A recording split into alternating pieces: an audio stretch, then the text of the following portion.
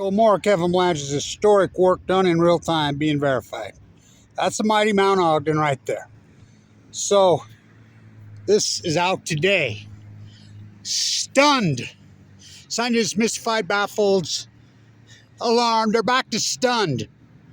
So these are here in Utah, right here. As you know, I've heavily documented the collapse of the Great Salt Lake and the slow, well, not slow, the little bounce we had, rebound.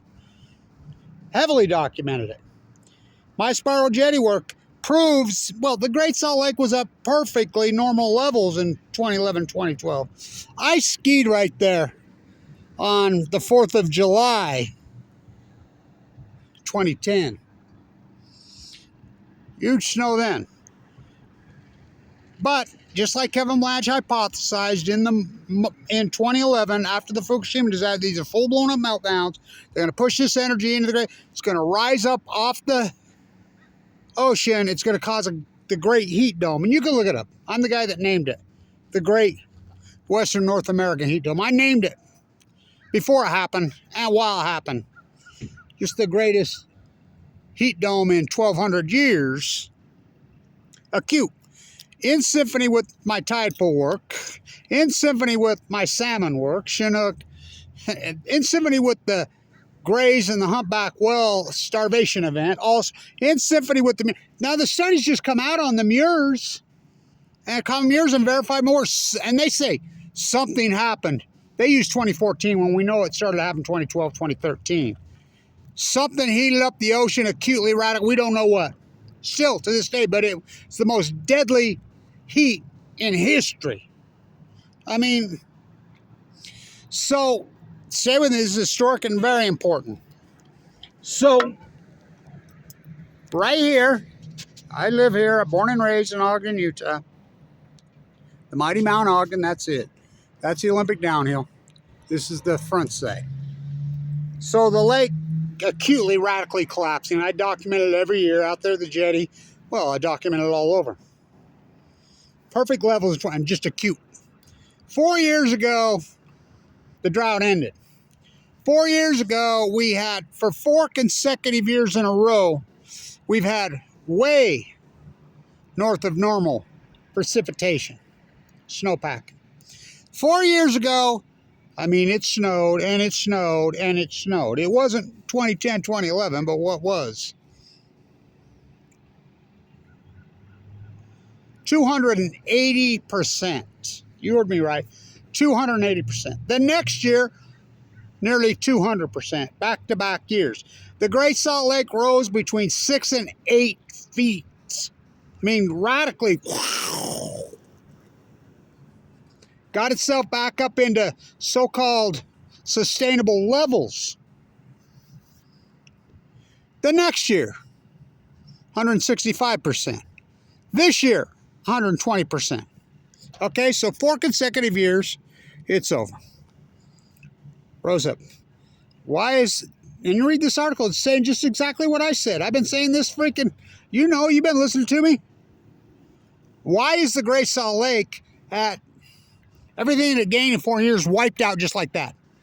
I'm telling you, the radiant heat, this heat dome, there's no fucking ozone, there's no layer. I'll tell you how hot it got.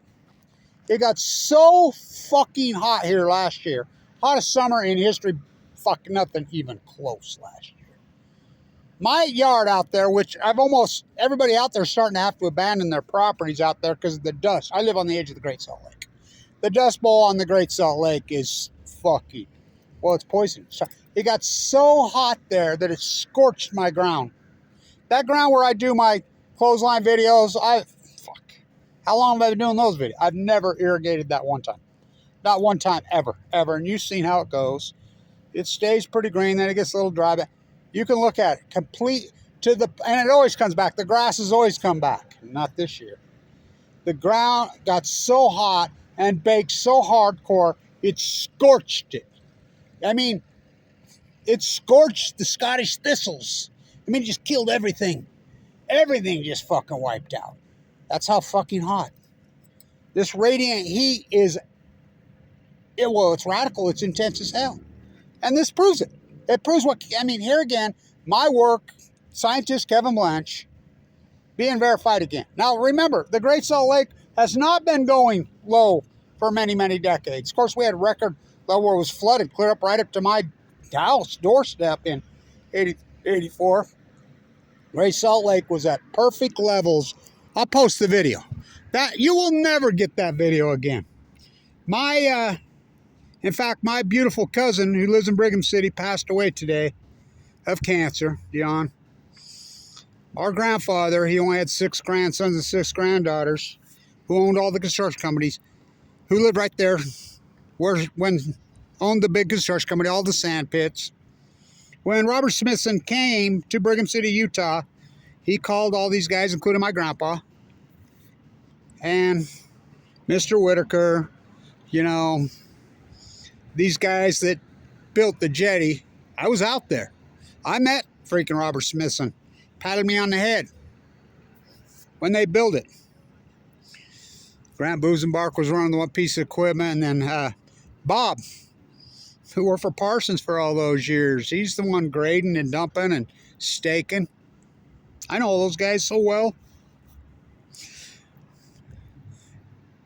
Only one video in the world that shows the perfect jetty at perfect level. Well, 2, I take it back. The video that Smithson shot while flying over. He got the helicopter. That's what he's all about. What turned him on was the lake so red. And this is important too, because I'm part of the group right there. I grew up right there at the causeway. We used to call it the 8th wonder of the world. The wood causeway was incredible. It was stunning. See the curvature of the earth out there. When you used to be able to go on the backside of Little Mountain and look at it, so beautiful, so incredible. They won't now because it's all nuclear out there. Western zirconium, and then the Air Force redoing the fucking nuclear missiles out there. And they want to put the nuclear hub there. They got to fence off. They won't let us there. So they tore out the wood one. By the way, he drowned right at the end. The guy with the tugboat fucking who was doing all the work. I have a vase made out of it. I used to talk to him, visit with him all the time. Right at the very end, he went down and he drowned in the Great Salt Lake. It's quite the story. I have a bunch of the redwood off the decking. But I grew up on that lake. Literally. My whole life. The Great Salt Lake was at perfect fucking levels. Perfect. This is this is an outlier. There's outright liars. It's in symphony with the fire event. I said it's going to cause heat going. It's going to cause this fire event. It's going to be in the tree. Look up the fire event, the greatest fire. You talk to any fire marshal up in all over the Western United States. And by the way, Trump says you need to rake up your forest in Idaho. There's more land post-Fukushima that is burned per capita than Idaho than even California. You know, it's not mismanagement of forestry. It's not. It's this radiant fucking heat, just like I've said it for years. You want to know the health of the ecology, simply twofold. Look at the tide pools, the color. Look at the freaking level of the Great Salt Lake. Both in symphony, crash. I mean, I'm telling you, I live out there, and the dust is so toxic and so horrible. I don't even let my grandkids go out there anymore. I haven't for a while, not to mention the mega dairy. I got him shut down, but it's a dust bowl. It's nasty. It's sad as fuck. This is all an outlier that started to happen in 11, 20, 12. Just like they say on the mirror, the common mirror. This is the greatest death in fucking modern human history. What happened? It's toxic heat moved across. Just like I said, in real time. In symphony. So they're saying this stunning collapse. Now, why would it possibly? We got 4 years above. Way above. To the one, 4 years ago, 280% above. Oh, well, they're taking more out. Not really. No. They're not taking a lot more out because all kinds of different legislatives created more releases in. We're not taking out more water out of the Great Salt Lake today than we were 10 years ago. We're not. It's the same amount. And politicians going to save you? Oh, okay. Those fools, again, like everything else, like the common mirror die-off and I'm the guy that named it the blob. I did it in real time. You know, Noah denying that it ever even happened, the starvation event. I did it in real time. I did the Great Salt Lake work in real time. You mean that spiral jetty video, Smithson's at perfect level. You know, he was killed right after that. And I fought against them putting that road at the jetty. I fought the shit out of it. But I was in a bone marrow transplant at LDS, dying of cancer when they put it in there. It used to have to walk. I says, they'll ruin it, but you'll never get that video again. This Great Salt Lake's, I mean, right here, down here at the Monarch, that house, some artists has put this thing together, trying to emulate the different spirals, the salt crystals that are popping up in the, oh, fuck, it's so cliche, it's so disgusting. My daughter, the fashion designer in Italy, was telling me, she grew up on the edge of the Great Salt Lake, saying, yeah, they're doing a fashion show in Italy about the Great Salt Lake. This is how cliche it's become.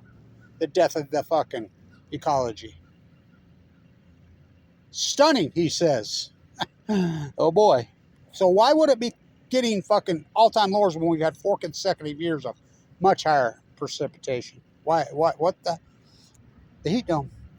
The heat dome of Fukushima, it pushed right up off there. You could physically see it, and it's right there parked over there. And it's gotten bigger to where it's moved Canada. The fire episodes moved across North America.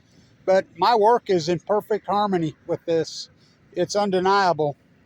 Absolutely undeniable. So,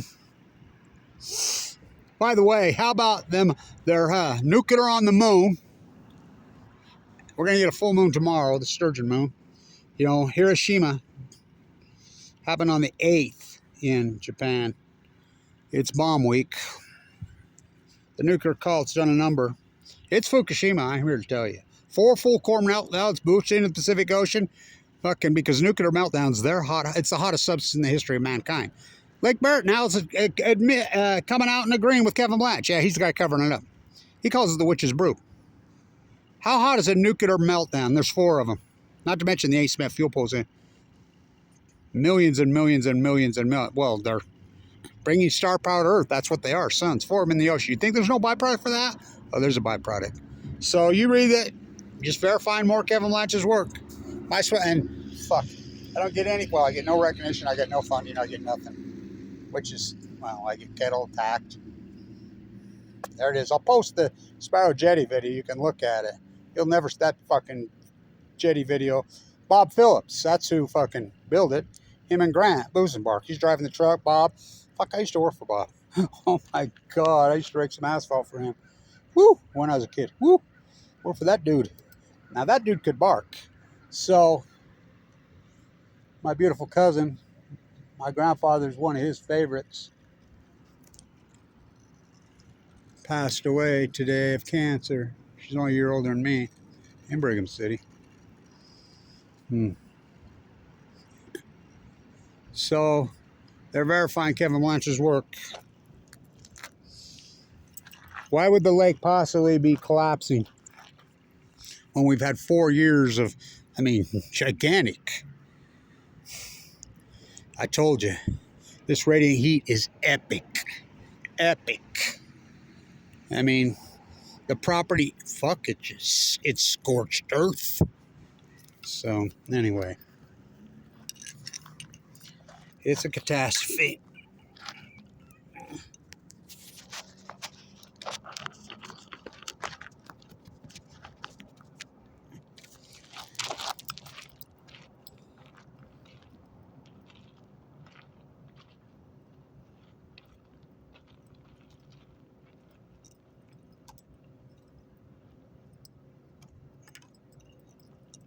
It's going to be uninhabitable out there soon.